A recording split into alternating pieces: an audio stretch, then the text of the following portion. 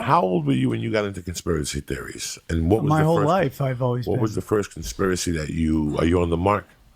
I am on the mark. What was the first conspiracy that you thought about? How old were you? I remember when the Iron Sheik and Hacksaw Jim Duggan got busted in the car together. And I was like, hey, dude, these motherfuckers aren't supposed to like each other. And boom, I'm like, oh, it's all bullshit. And that kind of, my dad's always raised me to be a paranoid person. You know, he said, don't believe anything you see and half what you, don't believe anything you hear and half what you see. Your dad's an immigrant? My dad, he's like second generation. Okay, so he was raised here. Yeah, but he's an old Italian, and he's like, he just like, he'd be like, if someone disrespects you, you got to scorch your earth with them. Just wonderful advice they gave me all the time. And it was just like, so I always questioned everything. Always. Never believed it. When was the first time you got into conspiracies, Eddie Brown? When I found out everybody wasn't Catholic. It's okay.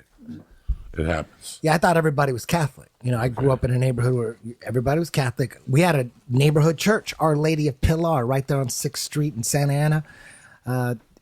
When you watch TV, all the Catholic holidays coincided with what you saw on different strokes. They would have Christmas specials and Easter specials and Halloween specials.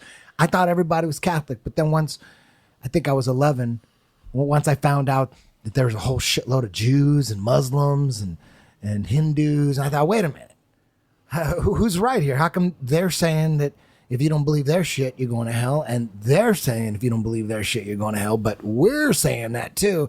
And then at that point, I thought, oh, okay, everybody's full of shit. So I just became an atheist right there. I didn't believe in anything. I thought, these motherfuckers are all... So anything to do with religion from the time I was 11, 12, 13, I was just like, you guys are just full of shit.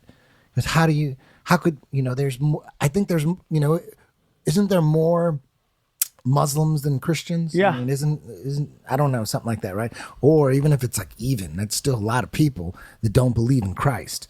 So that was really when I started doubting what the mainstream was giving me. And then in 1985, when I was 15, on 2020, they did a special report on heavy metal music. And it was based on the PMRC, and they were talking about, if your kids are listening to Twisted Sister or Dio, they're probably Satanists. And I was balls deep into Slayer, and I thought, what are you talking about, Twisted Sister?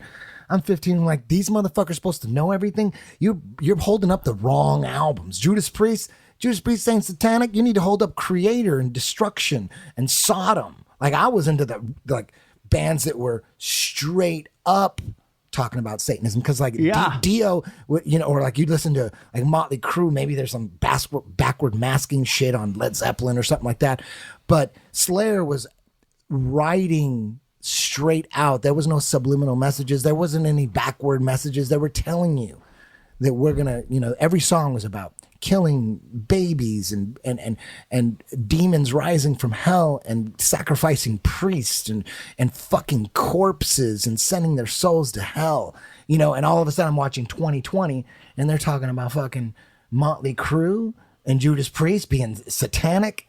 The kids are like, those motherfuckers aren't satanic. Well, in 85, you know what I mean? So these kids were listening to music backwards.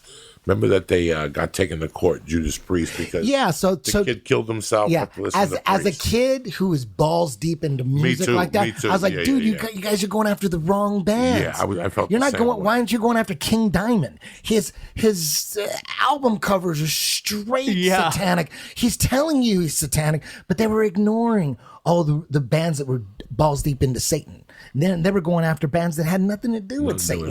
So what do you Judas think? Priest has nothing to do with Satan. What do you think? Then why were they? So I thought, okay, so I can't trust none of this shit. These guys have it all wrong, and that just got the ball rolling.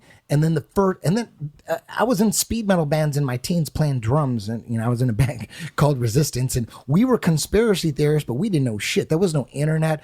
All I knew is I couldn't trust anybody, and we were writing songs about, anti-government songs and nuclear war songs and the typical shit that hardcore metal bands were writing about. It was all anti-establishment, but we didn't know what the fuck we were talking about. But we just knew we couldn't trust anybody. We just knew that.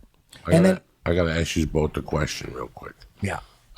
I always, looking back at it, even while I was living it, I thought, even when my mind was in a dark place and I would listen to Black Sabbath, I knew that it was, for some reason, I knew it was a marketing. If it's 2 PM and you ain't high, go fuck yourself. Get out of my face. I want you around me like I want cancer in my ball sack. You know what I'm saying? You're gonna come around here looking at me with your fucking wide eyes, thinking that I'm gonna reform. Go fuck yourself. My morning starts at 5:30 a.m. Either you're there or you're square. You know what I'm saying?